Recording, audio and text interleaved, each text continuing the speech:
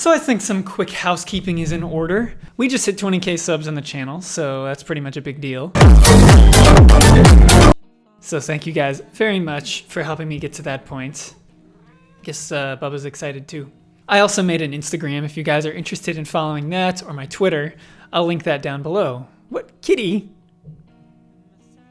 His little ears poking through. That's not the right spot for you. Okay, well, he's gonna sit there then. And this session I'm planning on recording the first part of the Nothing But Thieves self-titled, as you can see with this video, the first part of Hail to the Thief by Radiohead, and the first part of Rated R by Queens of the Stone Age. So let's just get started. So I've heard everything by Nothing But Thieves except for the self-titled album. I've heard all of Broken Machine, I heard the new EP, I heard a bunch of their even unreleased stuff, but I've not heard almost anything on here. Let's go with Excuse Me.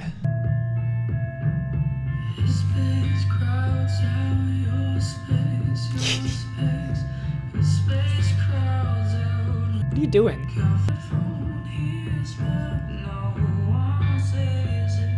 Remember the opener for Broken Machine being very upbeat, pretty rock? This is a lot less, this is a little darker. I wonder if that's intentionally to set the tone for the rest of the album? Just kidding.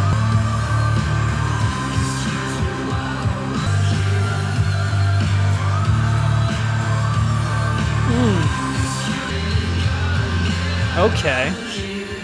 All right. Well, that was a big change of pace, and I loved it. I'm sorry, guys. His head just keeps distracting me. He's popping up just from right above the computer there, over and over again.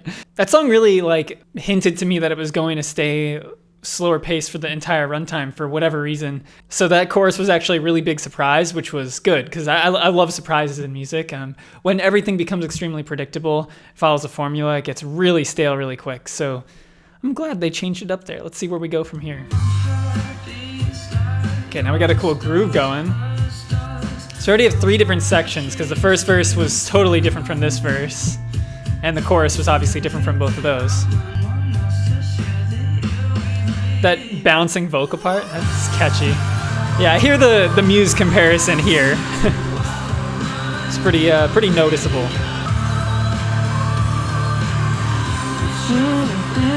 I love that vocal part. I'm already adding this to my favorites. There's still a lot of the song left. Let's see what happens in the bridge. This is a really catchy song, too.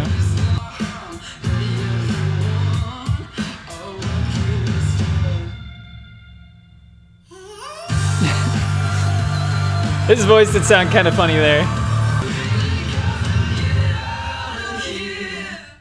There was a lot of vocal stuff going on in the background there. I'd say a huge highlight of that song was the vocal parts. From the catchy parts in the verse to the, more dramatic and extreme parts in the chorus. And then you heard the vocal layering as it peeled back there at the end, how much detail there was going on behind the surface that you probably couldn't hear, covered by some of the other instruments, which is why it was a cool thing when they pulled back the guitar and the drums and everything at the end so that you could hear all of those harmonies that were going on that were really cool. So that was a great opener. It's got me thinking. Let's see what happens with Ban All the Music. All right, this is gonna go hard. Ooh, those drums. That hooked me real fast.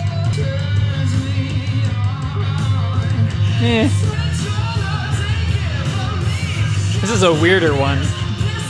Of course, you could hear there, it had the same rhythm as Kashmir or whatever, which was cool, but obviously used it in a very different way. The drums so far have been insane, and the guitar parts have been extremely catchy. The chorus was a little strange, though, in a way where it didn't stick in my head, but it was actually something where I was like, hey, I want to hear that again. So I guess that's a positive, too. Let's see what happens the second time around, if I have any different opinions on it. Oh. They've done this twice now in a row, where the second verse is a huge switch up from the first verse, which is really cool because it means that you never know what to expect. As I said, even with that first chorus when it came out on Excuse Me, all of your expectations were subverted. It's a cool groove.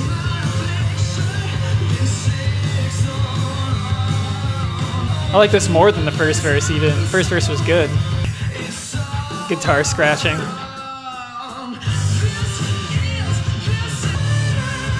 I like this part more. Yeah. Okay. It's a decent chorus, but it's not my favorite so far. You think the drums could be going any faster?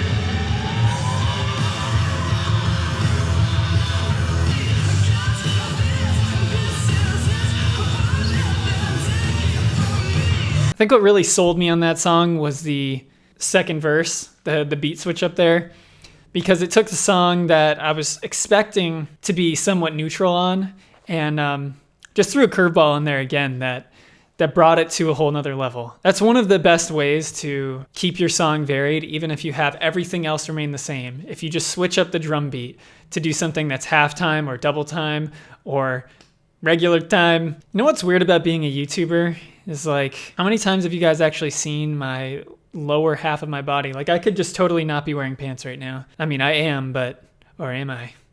No, I am. Or am I?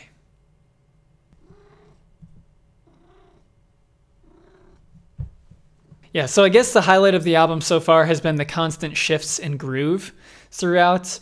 Because nothing gets stale. It's always changing. It's always keeping the tempo up, keeping everything spicy and fresh and new. And Bubba is really being friendly today. What do you want? I don't even think he knows. Next is Wake Up Call. I would say I prefer Excuse Me to ban all of the music so far, but let's see what happens next. All right, that was quick. I'm already into it. Ooh, yeah. Oh, this is my favorite so far already.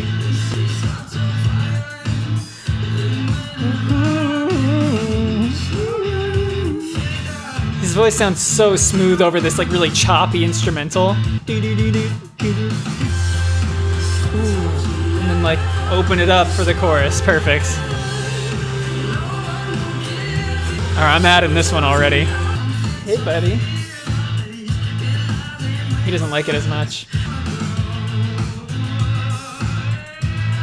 I was slightly worried when the song started because as much as I loved that groove, there were literally an infinite amount of ways they could have taken it, because when you're using stuff like power chords or single notes, there is actually no established chord, because the thing that determines whether a chord is a major or minor chord is the third, and they're not playing the third at the beginning. So I was worried that it was going to be like this hokey, happy sounding thing. Of course, that's not what they're known for, but I was like, please don't do that because this could be so cool.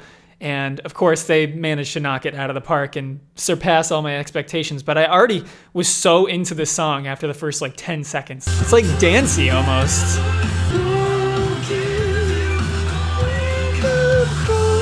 I love how soaring his vocals are in the chorus here.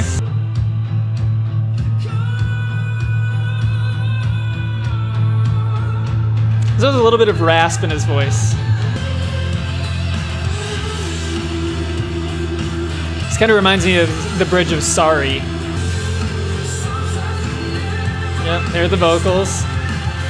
It's hard to believe this song's only 2 minutes 46 seconds.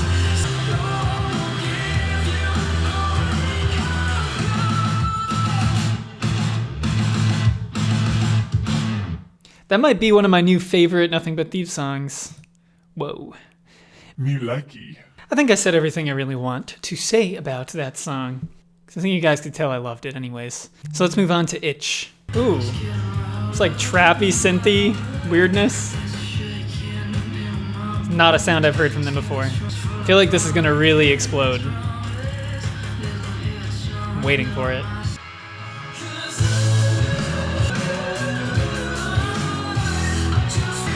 Oh.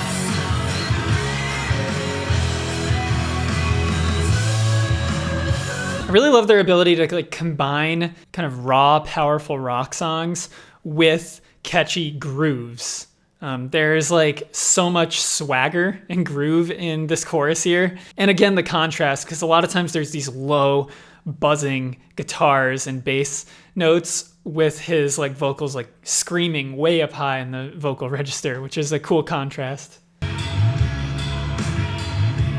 If you notice, the drums are actually very like muted and there's like no reverb on them like at all. Then there's that combined with like the spacey, reverby synths, which is like, again, there's so many moments in their music that just have contrast between them, like the low and the high and the reverbed and the dry stuff.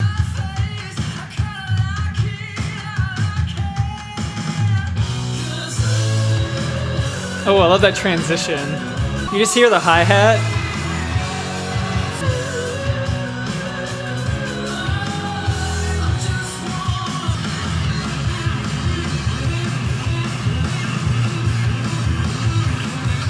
Okay, the Muse influence is strong again, though it's an indirect influence from Tom Morello.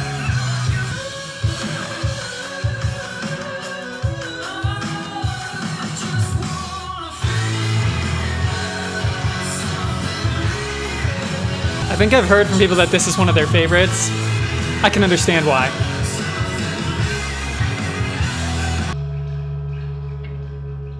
That sounds like the solo and that part right there sounded a lot like the Chaos pad that Matt Bellamy uses in his live stuff. Ooh, we're gonna have a brief respite from the craziness with If I Get High. Sounds like an aptly titled song to slow it down.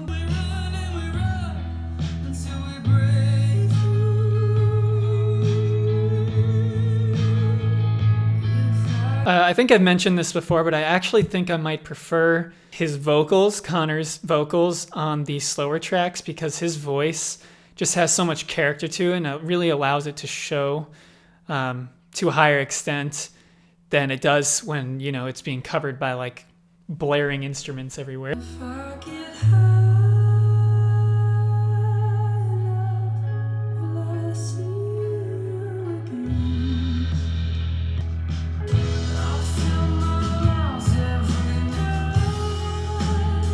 It is hard for me to understand his vocals sometimes.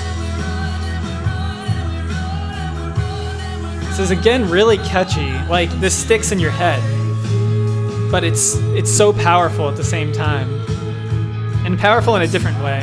It's a sonic escape from the heaviness of the album, but it's not an escape from the darkness and the powerful, just emotional delivery that you're getting. I think this is actually more powerful in terms of that alone. And it's, again, we're getting that contrast between the drums and the other instruments of just this reverb-soaked sadness. And now the drums are opening up to match it. I've listened to about 0% of the lyrics so far on this song, but if I had to guess just from the title and from the sounds that I'm hearing, it would be that he's trying to get high to escape whatever is bothering him in real life, which is sad, of course.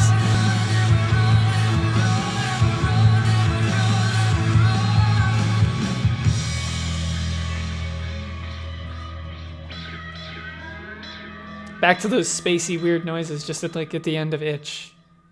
Huh. That was a good one. I like that song. I did not expect 2 of these in a row. I'd be surprised if this doesn't just massively explode into something at some point. Don't think I've heard piano in their songs very often. Oh. Okay, so we are doing a more chill song again. That was a cool vocal run.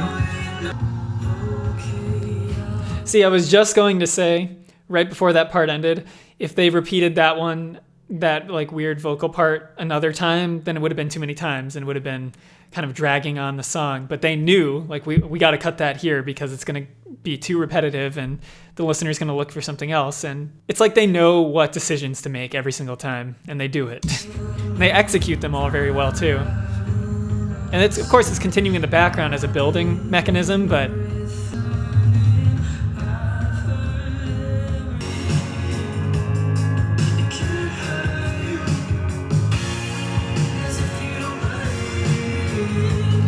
again, this is one of those songs where there's so many details that I can appreciate, but the overarching quality of the song is not exactly in my wheelhouse. I don't think this provides a lot of unique stuff. The best part, in my opinion, is like that little vocal run that he does, which is just like so memorable. But the rest of it is moderately forgettable. I think that If I Get High is such a better slow song, and I'm surprised that they actually threw 2 of those in a row, considering how the beginning of the album to now has really all been so hard. Like, I expected them to keep that consistently throughout with a brief break here and there, but we'll see how the rest of the song goes. Yeah, that's nowhere near a bad song, but in terms of how it stands up to the rest of the album, I would say that's definitely at the bottom of my list. Don't make fun of me if this eye's all red. I got a bunch of shampoo in it earlier today. I'm not doing drugs, I promise. Yet. That's later. Hostage. This better, like, kick up the energy. I want to be very disappointed with you boys. There's no way that's him. Unless it's pitched up. Okay. I'm sold. Where are we going? That just gave me like 80s vibes. What the heck? What a bass line. It's only 2 notes, but it's the rhythm that's really the catchy part about it. Yeah, this gives me like a weird combination of like their typical style with 80s music.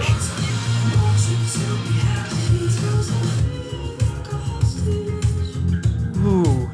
Alright, I'm saving this one already. This kind of reminds me of If I Was Just a Kid's pre-chorus. Love that picking guitar in the background. How could you not enjoy this song? Like, come on. I love how the bass part keeps going in the background here, but the entire style of the song changes based on how he's singing and how the guitar is doing like some finger picking stuff.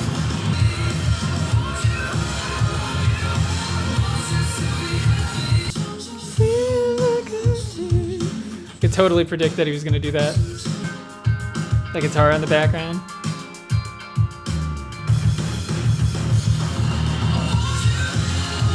Kind of wish I went to like a solo or something there. As much as I do love this chorus.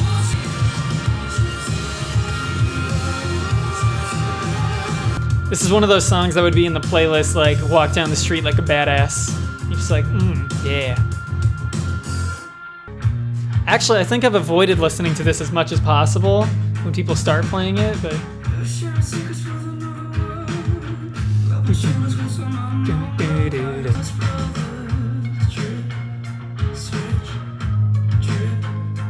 Yeah, I don't think I've heard this whole thing.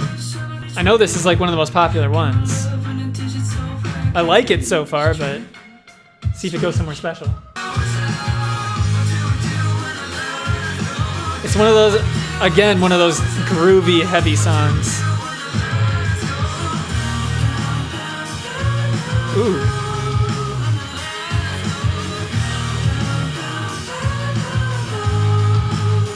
Whoa, we're only a minute 50 into the song? Crazy.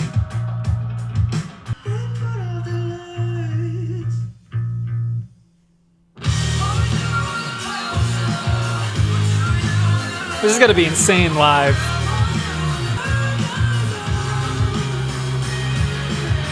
I love the bass switch up there. What they did to keep that part interesting was they, instead of just having the bass play the root notes of all the chords that have been played throughout the chorus, they had it come up and play some different notes that kind of complemented the chords. Just gave the song an extra spice, if you know what I mean. Go.